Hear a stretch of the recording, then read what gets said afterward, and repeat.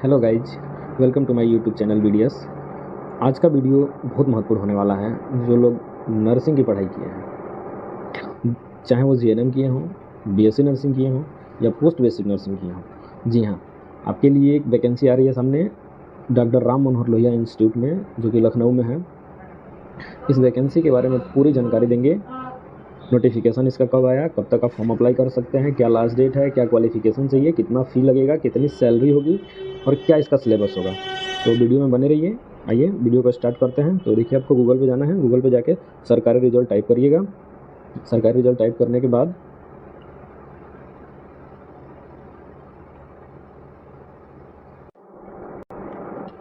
ये पेज खुल के आएगा आपके सामने। इसमें पहले पे क्लिक करिएगा। जी हाँ, देखिए स्क्रॉल करके आइएगा नीचे लेटेस्ट जॉब में, जहाँ देखिए ये नोटिफिकेशन सामने है, डॉक्टर राम मनोहर लोहिया लिखा हुआ है ये, ठीक है। इस पर आपको क्लिक करना है। ये आपको सामने खुल के आ गया, ठीक है। एप्लीकेशन जो है आया है 22/3 को, यानी कि 22 मार्च को आया है। इसका लास्ट डेट होने वाला है 21 तारीख को, 21/4, ठीक है। और इसका एग्ज़ाम डेट अभी आया नहीं है, आ जाएगा। फॉर्म भरने के बाद इसका एग्ज़ाम डेट आ जाएगा। जो जर्नल ओबीसी कैटेगरी के लोग हैं और ईडब्ल्यूएस, उनके लिए फ़ी पड़ने वाला है 1180 रुपये, ठीक है। और SC ST के जो लोग हैं उनके लिए 708 रुपये पड़ेगा, ठीक है। अब आइए पोस्ट के बारे में देखते हैं कितना पोस्ट है। देखिए, इसमें जो जर्नल की पोस्ट है, जर्नल में जो पोस्ट है 252 है, ठीक है। ईडब्ल्यूएस की 81 पोस्ट है, ओबीसी के लिए 177 पोस्ट है, SC के लिए 143 है और ST के लिए 12 है, ठीक है। टोटल नंबर ऑफ पोस्ट है 665, यानी कि 665 पोस्ट है। अब इसमें देखिए क्वालिफिकेशन क्या मांग रहा है, पोस्ट नेम इसका क्या है। पोस्ट नेम इसका जो है नर्सिंग ऑफिसर की पोस्ट होने वाली है, ठीक है। इसमें जो बैचलर डिग्री लिए हैं बीएससी नर्सिंग का, वो अप्लाई कर सकते हैं।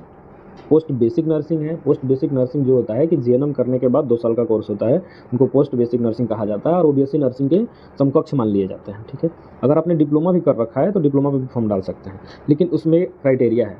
इसका शर्त यह है कि 2 साल का मिनिमम एक्सपीरियंस आपके पास होना ही चाहिए। और ये एक्सपीरियंस तब से काउंट होगा। कितने लोग क्या करते हैं कि अपना इंटर्नशिप वाला जोड़ देते हैं, नहीं, इंटर्नशिप के बाद अगर 2 साल के लिए आपने एक्सपीरियंस लिया है तो एक्सपीरियंस सर्टिफिकेट लगेगा। आप जीएनएम होके भी फॉर्म डाल सकते हैं, ठीक है।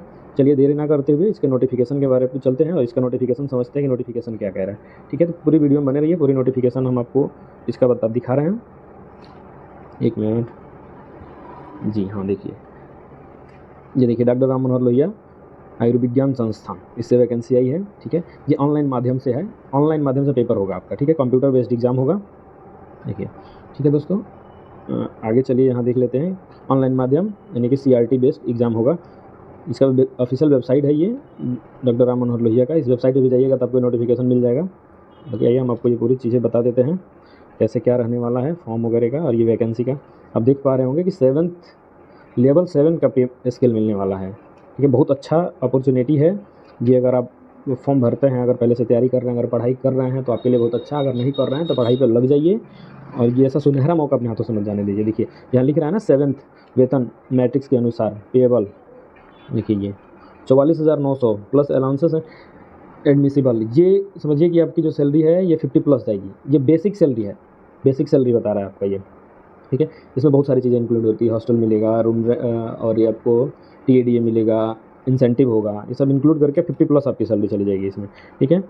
क्वालिफिकेशन की बात करें तो पहला क्वालिफिकेशन आपको हमने बता दिया था, बीएससी नर्सिंग, जीएनएम या पोस्ट बेसिक नर्सिंग होना चाहिए। एक्सपीरियंस, हाँ, जो जीएनएम की है उनके लिए जो एक्सपीरियंस है वो एक्सपीरियंस 2 साल का होना चाहिए। और इसमें एक क्राइटेरिया ये है कि मिनिमम 50 बेड का अस्पताल होना चाहिए। तो मतलब अपने ऐसे जगह से ट्रेनिंग लिया हो, एक्सपीरियंस किया हो, जहाँ जॉब किए हो, जहाँ का मतलब 50 बेड मिनिमम होना चाहिए, वहाँ का एक्सपीरियंस बनवा लीजिए और उसको अपलोड करके इस वैकेंसी में फॉर्म भर सकते हैं। आयु सीमा की बात कर लें कि एज कितनी होनी चाहिए। जी हाँ, उपरोक्त सारणी के उल्लेखित सभी पदों पर भर्ती हेतु आयु गणना आवेदन प्राप्त करने की अंतिम तिथि को 18 वर्ष की आयु प्राप्त कर ली हो। 18 वर्ष की आयु, मिनिमम 18 वर्ष होनी चाहिए और मैक्सिमम 40 वर्ष, ठीक है। और कैटेगरी के हिसाब से इसमें छूट भी मिलेगा, कैटेगरी जैसा होगा उसके हिसाब से छूट मिलेगा। जैसे कि जनरल में 3 साल के लिए होगा, ओबीसी में 5 साल के लिए होगा, SC ST में 7 साल के लिए होगा। यही सारे चीज़ें लिखा हुआ है। कमेंट में डाल देंगे, इसको पिन कर देंगे, आप डाउनलोड कर सकते हैं, वहाँ से भी पढ़ सकते हैं, ठीक है। अब फ़ी की बात कर लेते हैं। देखिए फ़ी जो इसमें है, ये फ़ी होने वाला है 1000 रुपये, ठीक है, जर्नल के लिए 1000 रुपये, बट इसमें जो GST 18% इंक्लूड हो रहा है, तो वो 1180 रुपये हो जा रहा है। सेम वैसे ही है OBC EWS के लिए, फीस इसमें थोड़ा कम हो जा रहा है। फीस की बात हो गई, अब आगे देखते हैं। चलिए, ये अन्य श्रेणी के लिए है, इसमें ऑफिशियल वेबसाइट वगैरह है, हेल्प डेस्क नंबर मिल जाएगा आपको, इसमें हेल्प डेस्क नंबर अब मिल सकता है। ये देखिए, कोई क्वेरी होती है यहाँ फ़ोन करके पूछ सकते हो आप लोग। अगर कोई ज़्यादा, इससे ज़्यादा कोई रिलेटेड क्वेरी आ रही है तो आप इस पर मेल कर सकते हो। जी हाँ, मेल कर सकते हो। आगे देखते हैं। चलिए, सामान्य निर्देश है ये जब भी फॉर्म भरिएगा ऑफिशियल वेबसाइट से भरिएगा, इसके कहने का मतलब यही है, ठीक है। और पेमेंट जो होगा ऑनलाइन ही जमा होगा, इसमें कोई ऐसा वो नहीं है कि आप ऑफलाइन जाके फॉर्म वहाँ जमा कर दो, नहीं, पेमेंट भी ऑफलाइन होगा, ऑनलाइन होगा, और इसका फॉर्म जो होगा वो भी ऑनलाइन होगा, ऑफलाइन की कोई ऐसी नहीं है, ठीक है। अब ये गाइडलाइंस वगैरह हो गई, इसकी देख लीजिए, ये इंग्लिश में आ रहा है फॉर्म का, ठीक है। इसमें चलिए आपको दिखाते हैं कितने कितने मार्क्स का क्या रहेगा इसमें। आगे बढ़ते हैं। देखिए, यहाँ पढ़िए, ये जो CRT कॉमन रिक्रूटमेंट टेस्ट जो होगा, इसमें देखिए 60 मार्क्स जो होंगे वो होंगे आपके सिलेबस से, जो भी नर्सिंग में अपने फंडामेंटल मेंटल हेल्थ जो भी पढ़ा है उससे रहेंगे। 10 मार्क्स होगा जर्नल इंग्लिश। जर्नल इंग्लिश इसमें पूछता है, बहुत टफ इंग्लिश नहीं आती है, इसमें सिर्फ वर्डिंग की यूज कि आपकी लैंग्वेज, इसी से रिलेटेड क्वेश्चन आते हैं। 10 मार्क्स का जनरल नॉलेज, करंट अफेयर का 5 क्वेश्चन आएगा, 5 क्वेश्चन आएगा जनरल नॉलेज से। कुछ ऐसा पूछ सकते हैं जैसे कि मान लीजिए कि आप नर्सिंग के हैं तो नर्सिंग के जन्मदाता कौन है, इसके बारे में पूछ सकता है, फादर ऑफ नर्सिंग पूछ सकता है, ठीक है। और रीजनिंग बहुत ईजी क्वेश्चन आता है, ये अगर 2-4 प्रैक्टिस कर लोगे आप बिल्कुल आसानी से हो जाएगा। और 10 मार्क्स का मैथमेटिकल एप्टीट्यूड्स आएंगे, ठीक है। और नेगेटिव मार्किंग, ये चीज़ें बहुत इंपॉर्टेंट है, इसमें नेगेटिव मार्किंग होने वाला है। तो नेगेटिव मार्किंग क्या होगा, जैसे मान लीजिए 1 marks will be give for the current answer and 0.25 यानी कि 1/4 का नेगेटिव मार्किंग रहेगा। अगर आप 4 क्वेश्चन गलत कर रहे हो तो एक सही क्वेश्चंस भी आपके कट जाएंगे। जी हाँ, तो इस चीज़ का बहुत ध्यान रखिएगा कि जो भी क्वेश्चन करिए यही क्वेश्चन करिए जो कि आपको आता हो। जिस क्वेश्चन पे डाउट है उसे छोड़ दीजिए, नहीं तो ऐसा होता है कि आपके सही वाले क्वेश्चंस भी गलत हो जाते हैं, ठीक है। अब क्वालिफाई मार्क्स की बात करते हैं, तो क्वालिफाई मार्क्स मिनिमम कितना आपको चाहिए कि आप क्वालिफाई कर लोगे DV के लिए। DV मतलब डॉक्यूमेंट वेरिफिकेशन के लिए, ठीक है। तो मिनिमम क्वालिफाई मार्क्स इसमें जो है वो 50% है जनरल कैटेगरी के लिए, और EWS % SC ST OBC और फिजिकल हैंडीकैप के लिए है। फाइनल मेरिट लिस्ट इसमें बनता है, ठीक है। OBC SC ST EWS सब कैटेगरी वाइज बनेगा।